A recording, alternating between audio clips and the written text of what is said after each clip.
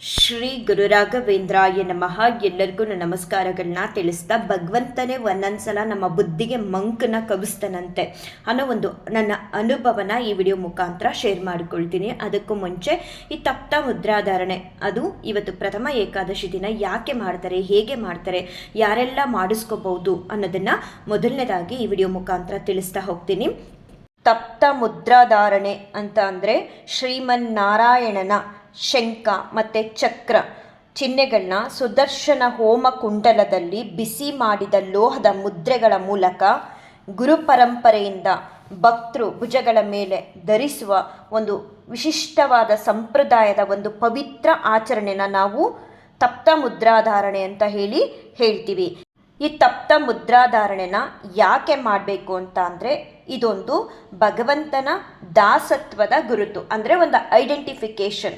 ನಾನು ಶ್ರೀಹರಿಯ ಭಕ್ತೆ, ಅಥವಾ ನಾನು ಶ್ರೀಹರಿಗೆ ದಾಸಿ, ಅಥವಾ ಶ್ರೀಹರಿಗೆ ನಾನು ದಾಸ ಅನ್ನೋ ಒಂದು ಚಿಹ್ನೆ ಮುಖಾಂತರ ನಾವು ಒಂದು ಐಡೆಂಟಿಫಿಕೇಶನ್ನ ಪಡ್ಕೊಳ್ಳುವಂಥದ್ದು.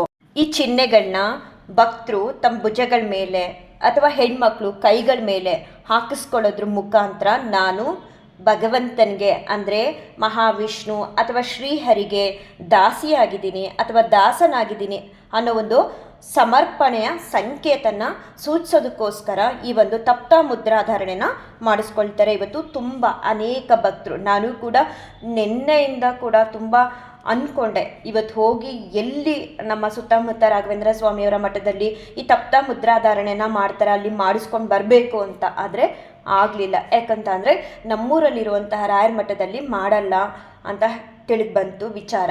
ಮತ್ತು ನಮ್ಮ ಊರಿಗೆ ಹತ್ತಿರ ಇರುವಂತಹ ನಂಜನಗೂಡು ರಾಯರ ಮಠಕ್ಕೆ ಹೋದರೆ ಭಗವಂತನ ದಾಸತ್ವದ ಗುರುತಾದ ಈ ಶಂಖ ಚಕ್ರ ಈ ಚಿಹ್ನೆಗಳನ್ನ ನಾನು ಹಾಕಿಸ್ಕೋಬೇಕು ಅನ್ನೋ ಒಂದು ಆಸೆಯಿಂದ ಪ್ರಯತ್ನ ಪಟ್ಟೆ. ಅಲ್ಲಿ ಹಾಕ್ತಿದ್ದಾರಾ ಏನು ಅಂತ ತಿಳ್ಕೊಳ್ಳೋದಕ್ಕೆ, ಆದರೆ ನನಗೆ ಯಾವುದೇ ರೀತಿ ಮಾಹಿತಿ ಸಿಗಲಿಲ್ಲ.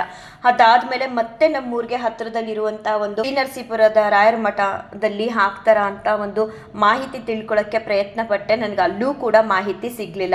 ಅದಲ್ಲದೆ ಮತ್ತೆ ಇವತ್ತು ಬೆಳಗ್ಗೆ ನಮ್ಮ ಮನೆಯವ್ರನ್ನ ರಾಯರ ಮಠಕ್ಕೆ ಕಳಿಸಿ ಎಲ್ಲಿ ನಮಗೆ ನಿಯರ್ ಬೈ ಹಾಕ್ತಿದ್ದಾರೆ, ಇನ್ ಕೇಸ್ ನರಸೀಪುರದಲ್ಲಿ ಒಂದು ಸೋಸ್ಲೆ ರಾಯರ ಮಠ ಅಂತ ಇದೆ, ಅಲ್ಲಿ ಹಾಕ್ತಿದ್ದಾರಾ, ನಂಜನಗೂಡಲ್ಲಿ ಯಾವ ಸಮಯದಿಂದ ಯಾವ ಸಮಯದವರೆಗೆ ಈ ಒಂದು ತಪ್ತ ಮುದ್ರಾಧಾರಣೆನ ಮಾಡ್ತಾರೆ ಅಂತ ತಿಳ್ಕೊಂಡು ನನಗೆ ಹೇಳಿ ಅಂತ ಹೇಳಿದ್ದೆ. ಅವರು ಕೂಡ ಇವತ್ತು ಬೆಳಿಗ್ಗೆ ರಾಯರ ಮಠಕ್ಕೆ ಹೋಗಿ ಅಲ್ಲೂ ಕೂಡ ವಿಚಾರಿಸಿದಾಗ ನಮ್ಮೂರಲ್ಲಿರುವಂತಹ ರಾಯರ ಮಠದ ಅರ್ಚಕರೇ ಮೈಸೂರಿಗೆ ಹೋಗಿದ್ದಾರಂತೆ. ಮೈಸೂರಲ್ಲಿ ಕೃಷ್ಣಧಾಮ ಅನ್ನೋ ಒಂದು ಪ್ಲೇಸಲ್ಲಿ ಇವತ್ತು ತಪ್ತ ಮುದ್ರಾಧಾರಣೆನ ಮಾಡ್ತಿದ್ದಾರೆ ಅನ್ನೋದು ತಿಳಿದು ಬಂತು. ಆಲ್ರೆಡಿ ನನಗಾಗಲೇ 8:30 ಹತ್ರ 9 o'clock ಆಗಿದ್ದೀನಿ. ನಾನು ಮೈಸೂರಿಗೆ ಹೋಗಿ ಬರೋಷ್ಟರೊಳಗಡೆ ಅದು ಒಂದು ಪರ್ಟಿಕ್ಯುಲರ್ ಟೈಮಿಂಗ್ವರೆಗೂ ಅಷ್ಟೇ ಅಂತ, ಬೆಳಗ್ಗೆಯಿಂದ 10:30 11 ಗಂಟೆವರೆಗೆ ಮಾತ್ರ ಇರುತ್ತೆ ಅನ್ನೋದು ತಿಳಿದು ಬಂತು. ಸೊ ಹಾಗಾಗಿ ಹೋಗೋಕ್ಕಾಗಲಿಲ್ಲ. ಆದರೆ ಬೇಜಾರಾಯಿತು. ನನಗೆ ತುಂಬ ಆಸೆ ಇತ್ತು ತಪ್ತ ಮುದ್ರಾಧಾರಣೆನ ಮಾಡಿಸ್ಕೋಬೇಕು ಅಂತ. ಆ ಚಿಹ್ನೆಗಳನ್ನ ಸುದರ್ಶನದ ಹೋಮ ಕುಂಡದಿಂದ ಬಿಸಿ ಮಾಡಿ ತೆಗೆದು ಹಾಕ್ತಾರೆ.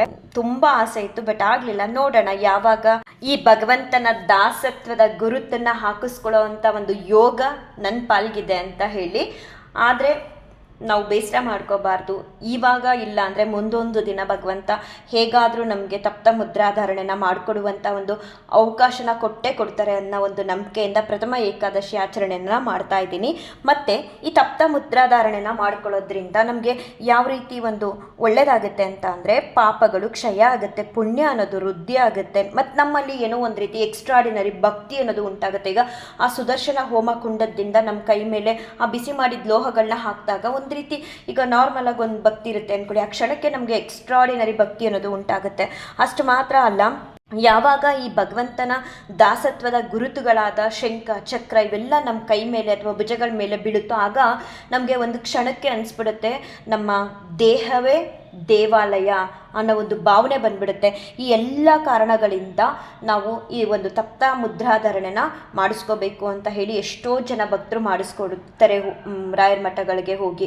ಇದರಲ್ಲೂ ಕೆಲವರು ಇಂಥವ್ರು ಮಾಡಿಸ್ಕೋಬೇಕು ಇಂಥವ್ರು ಮಾಡಿಸ್ಕೋಬಾರ್ದು ಅನ್ನೋದೊಂದಿದೆ. ಆದರೆ ಆ ರೀತಿ ಏನಿಲ್ಲ. ನಾನು ಎಷ್ಟೋ ವಿಡಿಯೋ ಕ್ಲಿಪ್ಪಿಂಗ್ಸ್ಗಳಲ್ಲಿ ನೋಡಿದ್ದೀನಿ, ಎಲ್ಲರಿಗೂ ಕೂಡ ಇಂಥವ್ರು ಮಾತ್ರ ಹಾಕಿಸ್ಕೋಬೇಕು ತಪ್ತ ಮುದ್ರಾಧಾರಣೆನ, ಇಂಥವರು ಮಾಡಿಸ್ಕೋಬಾರ್ದು ಅನ್ನೋ ಒಂದು ತಾರತಮ್ಯ ಅಥವಾ ಭೇದ ಭಾವ ಇಲ್ಲದೆ ಎಲ್ಲ ಭಕ್ತರಿಗೂ ಯಾರೆಲ್ಲ ತಪ್ತ ಮುದ್ರಾಧಾರಣೆ ಮಾಡುವಂಥ ಸ್ಥಳಕ್ಕೆ ಹೋಗ್ತಾರೋ ಅಂಥವ್ರಿಗೆಲ್ಲರಿಗೂ ಕೂಡ ಭೇದ ಭಾವ ಇಲ್ಲದೆ ತಪ್ತ ಮುದ್ರಾಧಾರಣೆಯನ್ನು ಮಾಡಿ ಅಲ್ಲಿ ಗುರುಗಳು ಕಳಿಸ್ಕೊಡ್ತಾರೆ. ಸೊ ಯಾರಿಗೆಲ್ಲ ಇವತ್ತು ಅವಕಾಶ ಸಿಕ್ಕಿ ತಪ್ತ ಮುದ್ರಾಧಾರಣೆನ ಮಾಡಿಸ್ಕೊಂಡಿದ್ದೀರಾ ಅವ್ರಿಗೆಲ್ಲರಿಗೂ ಇನ್ನೂ ಭಗವಂತ ಹೆಚ್ಚು ಒಳ್ಳೇದು ಮಾಡಲಿ ಅಂತ ಕೇಳ್ಕೊಳ್ತೀನಿ. ಹಾಗೆ ನೀವೆಲ್ಲರೂ ಒಂದು ರೀತಿ ಪುಣ್ಯವಂತರು ಅಂತ ಕೂಡ ನಾನು ತಿಳಿಸೋದಕ್ಕೆ ಇಷ್ಟಪಡ್ತೀನಿ. ಹಾಗೆ ನಾನು ಭಗವಂತನ ಮುಂದೆ ಹೋದಾಗ ನನ್ನ ಬುದ್ಧಿನ ಮಂಕ್ ಮಾಡಿಬಿಟ್ಟಿದ್ದಾರೆ ಒಂದೆರಡು ಸಲ ಅನ್ನೋ ಒಂದು ನನ್ನ ಅನುಭವನ ತಿಳಿಸ್ತೀನಿ ಅಂತ ಸ್ಟಾರ್ಟಿಂಗ್ ಹೇಳಿದ್ನಲ್ಲ. ಏನಾಯಿತು ನೆನ್ನೆ ಅಂತ ಅಂದರೆ, ಈಗ ಆಷಾಢ ಮಾಸ ಇರೋದ್ರಿಂದ ನೆನ್ನೆ ಆಷಾಢ ಮಾಸದ 2ನೇ ಶುಕ್ರವಾರ. ಸೊ ಸಂಜೆ ಹೋಗ್ಬಿಟ್ಟು ನಮ್ಮೂರಲ್ಲಿರುವಂತಹ ಒಂದು ಮೀನಾಕ್ಷಿ ಅಮ್ಮನವ್ರ ದೇವಸ್ಥಾನಕ್ಕೆ ಅಮ್ಮನವ್ರನ್ನ ನೋಡ್ಕೊಂಬರ್ಬೇಕು ಅಂತ ಹೇಳಿ ಸಂಜೆನೇ ಬೇಗ ನಾನು ಲಲಿತಾ ಸಹಸ್ರನಾಮ ಪಾರಾಯಣ ಎಲ್ಲ ಮಾಡಿಕೊಂಡೆ. ಎಂದಿನಂಗೆ ಸಂಜೆ ಸಮಯ ನಾನು ಹೇಗೆ ರಾಘವೇಂದ್ರ ಸ್ವಾಮಿಯವ್ರಿಗೆ ಸೇವೆ ಸಲ್ಲಿಸ್ತೀನಿ ಅದೆಲ್ಲ ಮುಗಿಸ್ಕೊಂಡು ಅಮ್ಮನವ್ರನ್ನ ನೋಡೋಣ ಅಂತ ಹೇಳಿ ಅದಕ್ಕೂ ಮುಂಚೆನೇ ಫಸ್ಟ್ ರಾಯರ ಮಠಕ್ಕೆ ಹೋಗಿ ರಾಯರ ದರ್ಶನನ ಮಾಡಿಕೊಂಡು ಮತ್ತೆ ಅಮ್ಮನವ್ರ ದೇವಸ್ಥಾನಕ್ಕೆ ಅಂತ ಬಂದೆ. ಬರುವಾಗ ಯಾಕೋ ನನ್ನ ಮನ್ಸಿಗೆ ಅನ್ನಿಸ್ತು ಬರೀ ಕೈಯಲ್ಲಿ ಹೋಗಬಾರ್ದು, ಏನಾದರೂ ಅಮ್ಮನವ್ರಿಗೆ ಕೊಡೋಣ. ವಿಶೇಷವಾಗಿ ಇವತ್ತು ಏನು ಭಕ್ತಿ ಬಿಟ್ಟರೆ ನಮ್ಮಿಂದ ಏನು ಕೊಡೋದಕ್ಕೆ ಸಾಧ್ಯ ಇಲ್ಲ. ಆ ಭಕ್ತಿ ರೂಪವಾಗಿ ಹೂನ ಬಗೆ ಬಗೆ ಆದಂತಹ ಹೂಗಳು, ಪರಿಮಳ ಭರಿತವಾದಂತಹ ಹೂಗಳನ್ನ ನಾವು ಅಮ್ಮನವ್ರಿಗೆ ಕೊಡ್ಬೋದು. ನಮಗೆ ಇರೋ ಶಕ್ತಿ ಅಂದರೆ ಅದೊಂದೇ. ಸೊ ಹೂನ ತೊಗೊಂಡೋಗಿ ಕೊಡೋಣ. ಅದರಲ್ಲೂ ನನಗಿರೋ ಶಕ್ತಿ ಅಂದರೆ ಅದೊಂದೇ, ಹೂ ಕೊಡುವಂಥ ಒಂದು ಶಕ್ತಿ. ಸೊ ನಾನು ಹೂನ ತೊಗೊಂಡೋಗಿ ಕೊಡೋಣ ಅಂತ ಹೇಳಿಬಿಟ್ಟು ಹೂನ ತೊಗೊಂಡು ಅಮ್ಮನವ್ರ ಮುಂದೆ ಹೋದೆ. ಅದೆಲ್ಲ ವಿಡಿಯೋಗಳನ್ನ ಮಾಡಿಕೊಂಡೆ. ಹೂ ತೊಗೊಂಡು ಒಳಗಡೆ ಹೋಗ್ತಿರೋದೆಲ್ಲ ಮತ್ತು ಅಮ್ಮನವ್ರ ಮುಂದೆ ಹೋಗೋದಕ್ಕೂ ಮುಂಚೆ ಮನಸ್ಸು ತುಂಬ ಭಾರವಾಗಿತ್ತು. ಅಮ್ಮನವ್ರ ಮುಂದೆ ಹೋದ ತಕ್ಷಣ ಈ ಕಟ್ಟೆ ಒಡೆಯುತ್ತೆ ಅಂತ ಹೇಳ್ತಾರಲ್ಲ, ಹಾಗೆ ದುಃಖದ ಕಟ್ಟೆ ಒಡೆದು ಹೋಯ್ತು. ಸಖತ್ ಕಣ್ಣೀರು ಬಂತು. ಅಷ್ಟಿಷ್ಟೆಲ್ಲ ನನ್ನ ಹತ್ತಿದ್ದು, ಅಮ್ಮ ಯಾಕೆ ಈ ಥರ ಆಯಿತು, ಯಾಕೆ ಹೀಗೆ ಅಂತ ಏನೋ ನನ್ನ ಮನಸ್ಸಲ್ಲಿ ಇದ್ದಿದ್ದೊಂದು ಭಾರನ ಅಮ್ಮನವ್ರ ಹತ್ರ ಹೇಳ್ಕೊಳ್ತಾ ಇದ್ದೆ. ನಿಜವಾಗ್ಲೂ ಅಲ್ಲಿವರೆಗೂ ವಿಡಿಯೋ ಆನ್ ಮಾಡಿ ಇಟ್ಕೊಂಡಿರೋ ನಾನು ಅದಾದಮೇಲೆ ವಿಡಿಯೋ ಆಫ್ ಆಗಿದ್ದೆ, ಫೋನ್ ನನ್ನ ಕೈಯಲ್ಲೇ ಇದೆ, ಎಲ್ಲ ತಿಳಿಸ್ತಾ ಇದೆ ಅಮ್ಮನವ್ರ ಮುಂದೆ ನಿಂತ್ಕೊಂಡು. ಆಗ ಎಷ್ಟು ಖುಷಿ ಆಯಿತು ಅಂತ ಅಂದರೆ, ಅಮ್ಮನವರ ಹೃದಯ ಭಾಗದಲ್ಲಿ ಇದ್ದಂಥ ಹೂಗಳು ಕೆಳಗಡೆ ಜಾರಿ ಒಂದು 5-6 ಒಂದು ಬಂಚ್ಲ ಥರ ಬಿಡಿ ಬಿಡಿ ಹೂ ಹಾಕಿದ್ರು. ಎಲ್ಲವೂ ಕೂಡ ಒಟ್ಟಿಗೆ ಬೀಳ್ತು.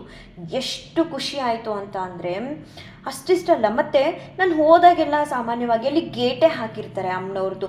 ಫುಲ್ ಕಂಪ್ಲೀಟಾಗಿ ನನಗೆ ಫೋಟೋ ಕೂಡ ತೊಗೊಳಕ್ಕಾಗಲ್ಲ. ಆದರೆ ನಿನ್ನೆ ಏನಂದರೆ ಈಗ ಫಸ್ಟ್ ಒಂದು ಗೇಟ್ ಓಪನ್ ಆಗಿತ್ತು, ಸೆಕೆಂಡ್ ಒಂದು ಗೇಟು ಲಾಕ್ ಆಗಿತ್ತು.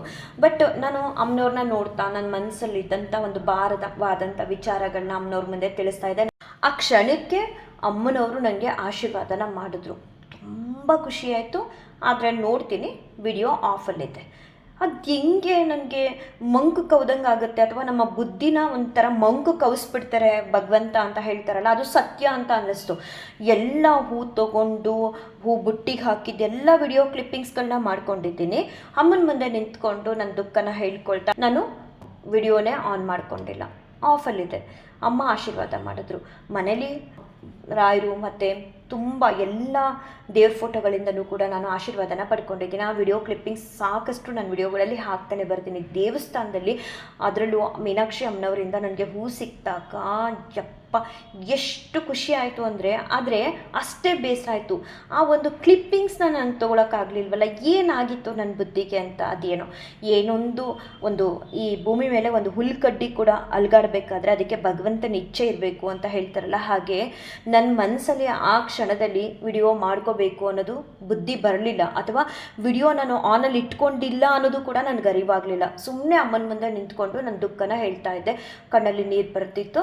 ಅಮ್ಮ ಅದನ್ನೆಲ್ಲ ನೋಡಿ ಆಶೀರ್ವಾದ ಮಾಡಿದ್ರು. ಸಿಕ್ಕಾಬಟ್ಟೆ ಖುಷಿ ಆಯಿತು. ಆ ರೀತಿ ಒಂದು ದಿನ ಆಗಿತ್ತು. ಮತ್ತು ನಾನು ಹೇಳಿದ್ದೆ, ಲಾಸ್ಟು ನಂಜನಗೂಡು ರಾಯರ ಮಠಕ್ಕೆ ಗುರುವಾರ ಹೋದಾಗ ರಾಯರ ಮುಂದೆ ಕೂತ್ಕೊಂಡು, ಸ್ವಾಮಿ ಎಲ್ಲರೂ ದೀಪ ತಂದಿದ್ದಾರೆ, ತುಪ್ಪ ತಂದಿದ್ದಾರೆ, ಹಚ್ಚುತ್ತಿದ್ದಾರೆ, ನಾನು ತುಪ್ಪನೂ ತಂದಿಲ್ಲ, ದೀಪನೂ ತಂದಿಲ್ಲ ಅಂತ ಜಸ್ಟ್ ಹೇಳಿದ ತಕ್ಷಣ ಫ್ರ್ಯಾಕ್ಷನ್ ಆಫ್ ಸೆಕೆಂಡ್ ನನ್ನ ಭುಜದ ಹಿಂದೆ ಬಂದುಬಿಟ್ಟು ಒಬ್ಬರು ವಯಸ್ಸಾಗಿರೋ ಅಂಥವ್ರು, ಧ್ವನಿ ವಯಸ್ಸಾಗಿತ್ತು, ಅದಕ್ಕೆ ವಯಸ್ಸಾಗಿರೋರು ಅಂತ ನಾನು ಮೆನ್ಷನ್ ಮಾಡ್ತಿದ್ದೀನಿ, ತುಪ್ಪ ಹಾಕವ ಅಂತ ಕೊಟ್ಟರು. ಅವತ್ತು ಹೆಂಗೆ ಅಂತ ಅಂದರೆ, ನಾನು ವಿಡಿಯೋದಲ್ಲಿ ಶೇರ್ ಮಾಡಿದ್ದೀನಿ, ಮಂಕು ಕೌದಂಗೆ ಆಗುತ್ತೆ ಅಂತಾರಲ್ಲ, ಹಾಗೆ ತುಪ್ಪ ಇಸ್ಕೊಂಡೆ, ತುಪ್ಪ ಹಾಕ್ತೆ, ಎಲ್ಲಿಗೆ ಹಾಕಬೇಕು ಅಂತ ಕೇಳ್ಕೊಂಡೆ, ಹಾಕಿದ್ಮೇಲೆ ತುಪ್ಪ ಉಳಿದಿದೆ ಏನು ಮಾಡಲಿ ಅಂತ ಕೂಡ ಕೇಳಿದೆ. ಮತ್ತು ತುಪ್ಪನೂ ಕೂಡ ಆ ಡಬ್ಬಿನ ವಾಪಸ್ ಅವ್ರಿಗೆ ಕೊಟ್ಟೆ. ಇಷ್ಟೆಲ್ಲ ನಡೆದ್ರೂ ಕೂಡ ನನ್ನ ತಾತ ಯಾರು ಅಂತ ಒಂಚೂರು ಕತ್ತೆತ್ತು ಕೂಡ ನೋಡಲಿಲ್ಲ. ನನ್ನ ಬಲಭುಜದಲ್ಲಿ ಆ ತಾತ ತುಪ್ಪದ ಡಬ್ಬಿ ಕೊಟ್ಟರು, ತುಪ್ಪ ಹಾಕ್ತೆ, ವಾಪಸ್ ಅದೇ ಬಲಭುಜದ ಭಾಗದ ನೇರಕ್ಕೆ ಅವ್ರಿಗೆ ಹೀಗೆ ಕೈನ ಮೇಲೆತ್ತಿ ತುಪ್ಪನ ಉಳಿದಿದೆ ಅಂತ ಕೊಟ್ಟೆ. ಇಷ್ಟೆಲ್ಲ ನಡೆದ್ರೂ ಕೂಡ ನನಗೆ ಒಂದು ಸಲ ಆ ತಾತನ ಮುಖ ನೋಡಬೇಕು ಅಂತ ಅನ್ನಿಸ್ಲಿಲ್ಲ. ನಾನು ತುಪ್ಪ ತೊಗೊಂಡು ದೀಪಗಳಿಗೆ ಹಾಕ್ತಾ ಇದ್ದೀನಲ್ಲ, ಇದನ್ನ ಒಂದು ವಿಡಿಯೋ ಕ್ಲಿಪ್ಪಿಂಗ್ಸ್ ಮಾಡ್ಕೋಬೇಕು ಅಂತ ಅನ್ನಿಸ್ಲಿಲ್ಲ. ಏನಾರ ಆಗಲಿ ವಿಡಿಯೋ ಮಾಡ್ಕೊಳ್ದೇ ಇದ್ರೂ ಪರವಾಗಿಲ್ಲ, ಯಾರು ಈ ತಾತ ನನಗೆ ತುಪ್ಪ ಕೊಡ್ತಿದ್ದಾರಲ್ಲ ನೋಡಬೇಕು ಅಂತ ಕೂಡ ನನಗೆ ಅನ್ನಿಸ್ಲಿಲ್ಲ. ತುಪ್ಪ ಕೊಟ್ಟು ವಾಪಸ್ ಅವ್ರ ಕೈ ಕೊಟ್ಟ ಮೇಲೆ ಕೂಡ ನನಗೆ ನೋಡಬೇಕು ಅಂತ ಅನ್ನಿಸ್ಲಿಲ್ಲ.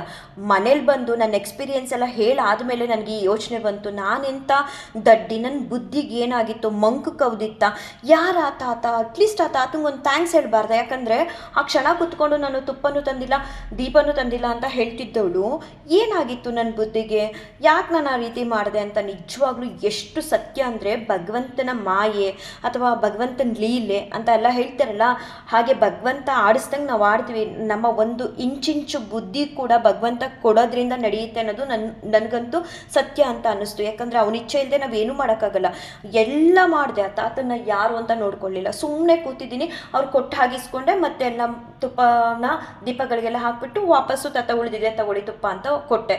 ನನಗನ್ಸಿದ್ದು ನಮ್ಮ ಬುದ್ಧಿನ ಕೆಲವೊಂದೊಂದು ಸಲ ಭಗವಂತ ಮಂಕು ಮಾಡ್ತಾನೆ. ಅದನ್ನು ಮಂಕ್ ಅಂತ ಹೇಳ್ತಿರೋ ಮಾಯೆ ಅಂತ ಹೇಳ್ತಿರೋ ಏನೋ ನನಗೆ ಗೊತ್ತಿಲ್ಲ. ನನಗಾದ ಒಂದು ಅನುಭವನ ತಿಳಿಸ್ತೀನಿ. ನಾನಂತೂ ನಂಬ್ತೀನಿ ನಮ್ಮ ಬುದ್ಧಿನ ಭಗವಂತ ಒಂದೊಂದ್ಸಲ ಮಂಕು ಮಾಡ್ದಂಗೆ ಮಾಡ್ತಾನೆ ಅನ್ನೋ ಒಂದು ಸತ್ಯನ ನಾನು ಅರಿತುಕೊಂಡೆ ನನ್ನ ಈ 2 ಅನುಭವಗಳಿಂದ. ಏನೋ ಗೊತ್ತಿಲ್ಲ, ಈ ಮೀನಾಕ್ಷಿ ಅಮ್ಮನವ್ರ ಮುಂದೆ ನಿಂತಾಗ ನನಗೆ ಜಸ್ಟು ಒಂದ್ಸಲ ರಾಯರ ಹತ್ರ ಏನೋ ಕೇಳ್ಕೊಂಡು ಬಂದಿದ್ದೆ, ಅದು ಅಮ್ಮನವ್ರ ಮುಂದೆನೇ ಸಿಕ್ತು ನನಗೆ. ಅದೇನು ಅಂತ ಹೇಳೋ ಆಗಿರಲಿಲ್ಲ, ಗೌಪ್ಯವಾಗಿ ಇಟ್ಟಿರಬೇಕಾಗಿತ್ತು. ಸೊ ಹಾಗೆ ಸುಮ್ಮನಾದೆ. ಅದಾದಮೇಲೆ ಇನ್ನೊಂದು ದಿನ ಮಗಳಿಗೋಸ್ಕರ ಏನೋ ಅಮ್ಮನವ್ರ ಮುಂದೆ ನಿಂತ್ಕೊಂಡು ಕೇಳ್ಕೊಂಡೆ, ತಕ್ಷಣಕ್ಕೆ ಮಾಡಿಕೊಟ್ರು. ಮತ್ತೆ ನಿನ್ನೆ ಕೂಡ ನಾನು ಅಮ್ಮನವ್ರ ಮುಂದೆ ನಿಂತ್ಕೊಂಡು ಏನೋ ಹೇಳ್ತಾ ಇದ್ದೆ, ತಕ್ಷಣ ಸಮಾಧಾನ ಪಡಿಸಿದ್ರು. ಹೇಗೆ ಅಂದರೆ, ನಿಜವಾಗ್ಲೂ ನಮ್ಮ ತಾಯಿನ ಬಿಟ್ಟು ಇನ್ನೊಂದು ತಾಯಿ ಇದ್ದಾರೆ ನಮಗೆ ನೋವಲ್ಲಿದ್ದಾಗ ಅಥವಾ ಸಂತೋಷದಲ್ಲಿದ್ದಾಗ ಎಲ್ಲ ಕ್ಷಣ ನಮ್ಮ ಜೊತೆ ನಿಲ್ತಾರೆ ಅಂದರೆ ಈ ಜಗನ್ಮಾತೆ ಅಂತ ಅನ್ನಿಸ್ಬಿಡ್ತು. ಸತ್ಯವಾದ ಮಾತು. ತಾಯಿನ ಬಿಟ್ಟರೆ ನೆಕ್ಸ್ಟು ತಾಯಿ ನಮಗೆ ಜಗನ್ಮಾತೆನೇ. ಅಷ್ಟು ಸಮಾಧಾನವಾಗಿ ನನಗೆ ಅಮ್ಮ ಅದು ಅವ್ರ ಹೃದಯ ಭಾಗದಿಂದ ಆಶೀರ್ವಾದ ಮಾಡಿದ್ರು. ಅದಾದಮೇಲೆ ನಾನು ಪೂರೈತರ ಹತ್ರ ಹೋಗ್ಬಿಟ್ಟು, ಪೂರೈತರೆ ನನಗೊಂದು ಸಹಾಯ ಮಾಡಿ, ಈ ರೀತಿ ಅಮ್ಮ ಅವರು ನನಗೆ ಆಶೀರ್ವಾದ ಮಾಡಿದ್ದಾರೆ, ಗೇಟ್ ಹಾಕ್ಬಿಟ್ಟಿದ್ದೀರಾ, ಬಂದು ತಗೊಡಿ ಅಂತ ಕೇಳಿದೆ. ಮತ್ತು ಆ ಪೂರೈತರು ನನಗೆ 2ನೇ ಬಾರಿ ಹೂ ತಗೊಟ್ಟಿರೋದು. ಇನ್ನೊಂದು ಸಲ ಇದೇ ದೇವಸ್ಥಾನದಲ್ಲಿ ದುರ್ಗಾದೇವಿ ಒಂದು ಮೂರ್ತಿ ಇದೆ, ಅಲ್ಲೂ ನಾನು ಫಸ್ಟ್ ಟೈಮ್ ಹೋಗಿ ನಿಂತ್ಕೊಂಡಾಗ ಅಮ್ಮ ಆಶೀರ್ವಾದ ಮಾಡಿದ್ರು. ಅದಕ್ಕೂ ಕೂಡ ಗೇಟ್ ಹಾಕಿತ್ತು, ಹೇಳಿ ತೆಗೆಸ್ಕೊಂಡೆ. ಅದಾದಮೇಲೆ 2ನೇ ಬಾರಿ ಪೂರೈತರನ್ನ ಕರೆದು ಹೂನ ಎತ್ತಿಸ್ಕೊಂಡಿದ್ದು. ಅವರು ಕೂಡ ಏನು ಬೇಸರ ಮಾಡ್ಕೊಳ್ದೆ, ಆಯಿತು ಬನ್ನಿ ತಗೊಡ್ತೀನಿ ಅಂತ ಹೇಳಿ ಬಂದು ಗೇಟ್ ಓಪನ್ ಮಾಡಿ ಹೂ ತೆಗೆದು ಅವರು ಕೂಡ ಆಶೀರ್ವಾದ ಮಾಡಿ ಕೊಟ್ಟರು. ಸಿಕ್ಕಾಪಟ್ಟೆ ಖುಷಿಯಾಯಿತು. ಹಾಗಾಗಿ ಈ ಒಂದು ಅನುಭವನ ನಿಮ್ಮೆಲ್ಲರ ಮುಂದೆ ಶೇರ್ ಮಾಡ್ಕೊಂಡಿದ್ದೀನಿ. ಭಗವಂತ ಮತ್ತು ರಾಘವೇಂದ್ರ ಸ್ವಾಮಿಯವರು ನಿಮ್ಮೆಲ್ಲರಿಗೂ ಕೂಡ ಒಳ್ಳೇದು ಮಾಡಲಿ. ನಿಮ್ಮೆಲ್ಲರ ಕಷ್ಟ ಕಾರ್ಪಣ್ಯಗಳು ಆದಷ್ಟು ಬೇಗ ದೂರ ಆಗಿ ನಿಮ್ಮ ಇಷ್ಟಾರ್ಥಗಳು, ಅದರಲ್ಲೂ ಸಕಲ ಇಷ್ಟಾರ್ಥಗಳು ಕೂಡ ಈಡೇರಲಿ ಅಂತ ನಾನು ರಾಯರ ಹತ್ರ ಪ್ರಾರ್ಥನೆ ಮಾಡ್ಕೊಳ್ತಾ ಈ ಒಂದು ವಿಡಿಯೋನ ಏನು ಮಾಡ್ತೇನೆ. ಶ್ರೀಕೃಷ್ಣಾರ್ಪಣಮಸ್ತು, ಶ್ರೀಕೃಷ್ಣಾರ್ಪಣಮಸ್ತು, ಶ್ರೀಕೃಷ್ಣಾರ್ಪಣಮಸ್ತು.